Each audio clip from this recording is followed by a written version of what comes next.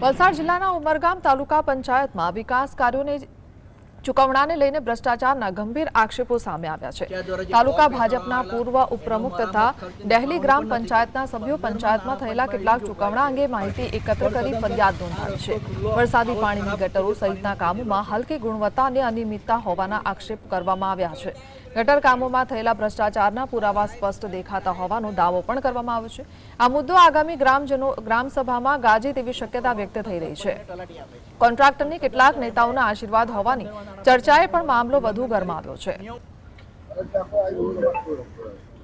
નાણાંનું ચૂકવણું ક્રિષ્ના કાર્ટિંગને ચૂકવવામાં આવેલ છે, જે તદ્દન ખોટું છે અને મેં આની રજૂઆત જિલ્લા વિકાસ અધિકારી તથા તાલુકા વિકાસ અધિકારી તથા તાલુકા પંચના પ્રમુખ શ્રી તથા આપણા લોકલાડીના ધારાસભ્ય શ્રી રમણભાઈ પાટકરને બી આની રજૂઆત કરી છે અને એની જલ્દીથી જલ્દી તપાસ કરીને સરપંચ ઉપર એક્શન લઈ એને જલ્દીથી એના હોદ્દા પરથી દૂર કરો।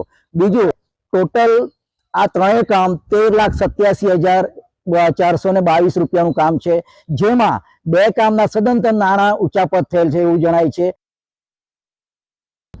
વલસાડ જિલ્લાના ઉમરગામ તાલુકા પંચાયત ઉપર હાલ ભાજપનું શાસન છે અને ભાજપના જે માજી ઉપપ્રમુખ રહી ચૂક્યા છે એવા એક ભાજપના અગ્રણીએ જે છે તે તાલુકા પંચાયતની કામગીરી ઉપર સવાલો ઉચક્યા છે। જે કેટલાક કામો છે એવા કે એમના વિસ્તારમાં ડેલી ગ્રામ પંચાયતમાં થયા છે, કામ કર્યા વગર જે છે તે કોન્ટ્રાક્ટરને ચૂકવણા કરવાનો આક્ષેપ કરવામાં આવ્યો છે અને જે ગટરના કામો કરવામાં આવ્યા છે, વરસાદી પાણીની જે ગટરો બની છે એની ઉપર જે છે તે હલકી ગુણવત્તાની કામગીરી કરવામાં આવી છે। ક્યાંક આક્ષેપ પણ એવો પણ થઈ રહ્યો છે કે જે વિસ્તાર બતાવવામાં આવે છે ત્યાં ગટર લાઈન બની નથી અને એના પૈસાનું ચૂકવણું કરવામાં આવ્યું છે। ધારાસભ્ય ખુદ અહીં આવ્યા હતા, પરંતુ એ ગાડીમાંથી ઉતર્યા નહીં અને કીધું કે તપાસ કરશું।